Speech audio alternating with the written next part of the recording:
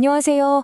혹시 다른 사람들 때문에 스트레스 받고 내 에너지를 전부 뺏기는 기분 느껴보신 적 있으세요? 오늘 소개해드릴 멜 로빈스의 Let Them 이론은요, 바로 그 문제를 해결하고 여러분의 소중한 에너지와 마음의 평화를 되찾아줄 아주 간단하면서도 강력한 방법입니다. 자, 본격적으로 시작하기 전에 이거 한번 생각해 볼까요? 우리는 왜 우리가 절대 컨트롤할 수 없는 다른 사람을 어떻게든 해보려고 애쓰면서 내 소중한 에너지를 낭비하고 있을까요? 혹시 이런 상황들 너무 익숙하지 않으세요? 어제까지만 해도 분위기 좋았는데 갑자기 상대방이 답장을 안 해요. 그럼 하루 종일 내가 뭘 잘못했나? 그때 그 말을 괜히 했나? 하면서 머릿속이 복잡해지죠. 내가 큰 결정을 내렸을 때 가족이나 친구들이 그걸 비판할까봐 혹은 나한테 실망할까봐 미리부터 걱정하고 눈치 보게 되고요.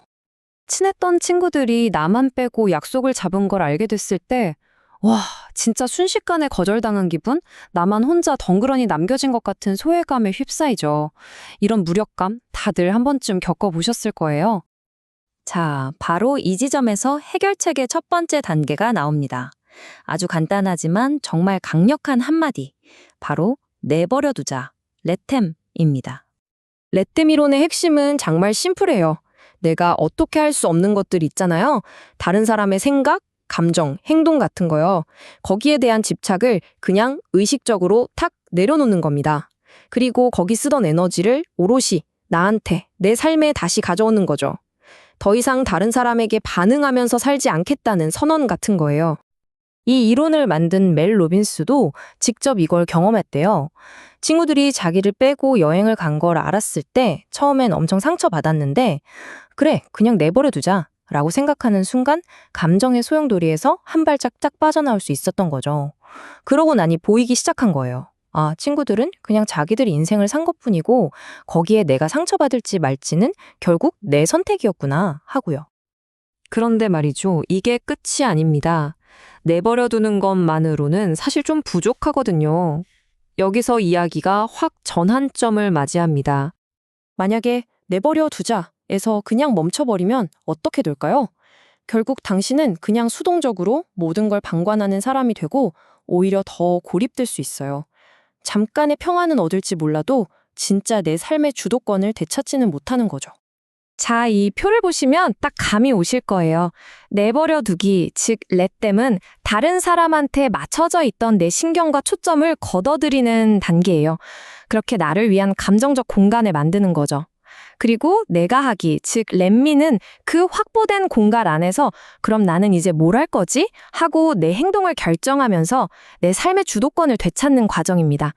초점이 타인에서 나 자신에게로 완전히 이동하는 거예요. 자, 그럼 이제 이론은 알겠고 이걸 실제 우리 삶의 문제들 속에서 어떻게 써먹을 수 있을까요? 아주 구체적인 사례를 통해 한번 살펴보겠습니다. 기억하세요. 아주 간단한 2단계입니다.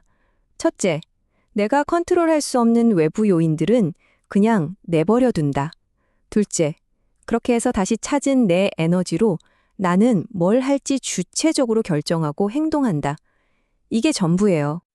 와, 이건 정말 듣기만 해도 가슴이 답답해지는 사연인데요. 결혼을 코앞에 둔 한 청취자가 보낸 고민입니다. 인생이 걸린 정말 고통스럽지만 어쩌면 반드시 내려야만 하는 결정 앞에서 망설이고 있는 거죠. 자, 여기에 렛댐 이론을 적용해 봅시다. 먼저, 결혼을 취소했을 때 쏟아질 모든 부정적인 반응들 있죠. 약혼녀의 슬픔, 양가 부모님의 분노와 실망, 돈 문제. 이런 건 내가 통제할 수 있는 영역이 아니에요. 그러니까 일단 내버려 두는 겁니다. 그리고 나서 온전히 내가 해야 할 일에만 집중하는 거죠.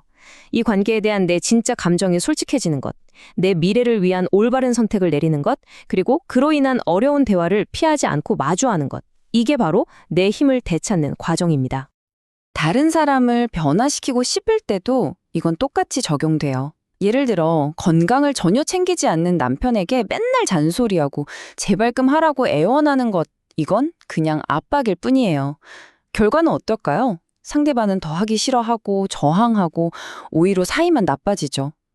하지만 내버려두기를 통해 그를 바꾸려는 시도를 멈추고 대신 내가 먼저 건강한 음식을 먹고 즐겁게 운동하는 모습을 보여주면 어떻게 될까요? 이게 바로 진짜 영향력입니다. 당신의 긍정적인 변화가 상대방에게 영감을 줘서 스스로 변하고 싶게 만드는 것. 이게 유일하고 가장 강력한 방법이에요. 자, 이제 거의 다 왔습니다.